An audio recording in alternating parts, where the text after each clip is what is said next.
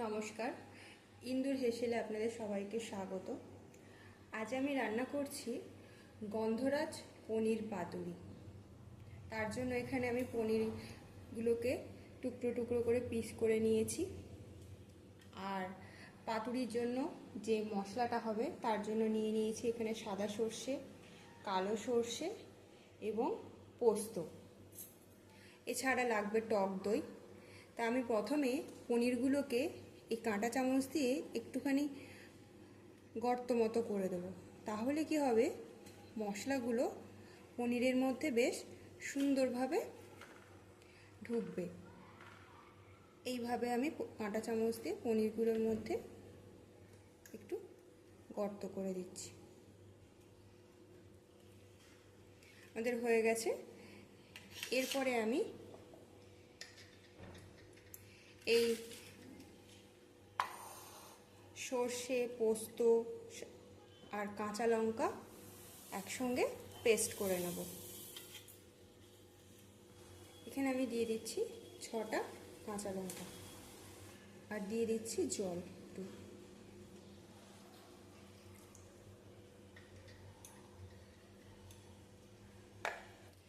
এই যে সম্পূর্ণ একদম মিহি করে পেস্ট করে নিয়েছি।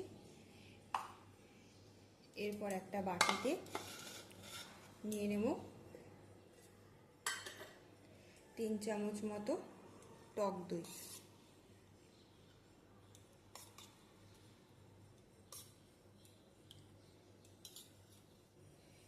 এবার এই দইটাকে ভালো করে ফেটিয়ে নেব।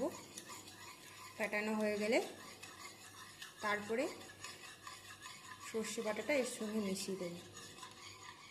তবে এটা ফেটানোর সময় এতে দিয়ে দেব একটু স্বাদ মতো চিনি ও নুন। চিনি, পরিমাণ মতো নুন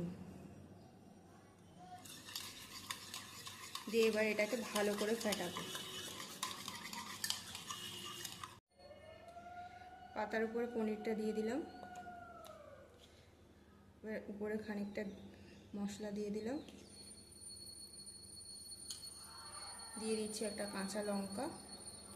যেহেতু গন্ধরাজ পাতুরি, সেই জন্য গন্ধরাজ লেবুর গায়ের ছালটা একটু গ্রেট করে রেখেছিলাম, উপর থেকে সেটা দিয়ে দিলাম। আর দিয়ে দিচ্ছি অল্প পরিমাণে সর্ষের তেল। এবার এটাকে আমি বেঁধে নেব সুতো দিয়ে।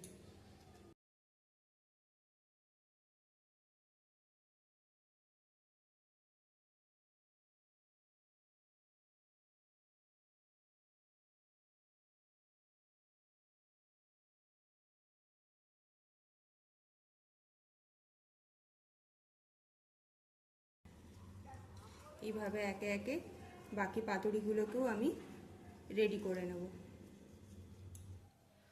আমার পাতুরিগুলো বানানো তৈরি হয়ে গেছে আর এদিকে কড়াইতে তেলও গরম হয়ে গেছে।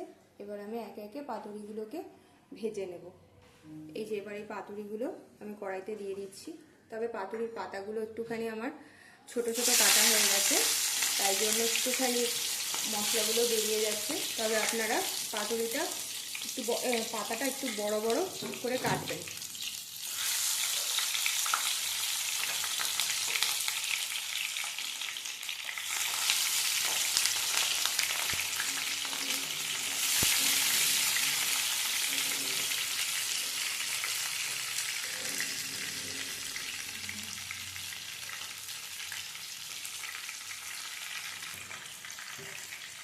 এবার আমি এটাকে ঢাকা দিয়ে দেব।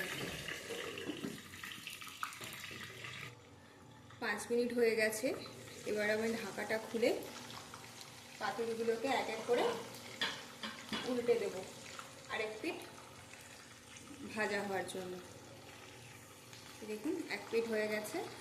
এবার আমি উল্টে দিচ্ছি আরেক পিঠ ভাজা হওয়ার জন্য।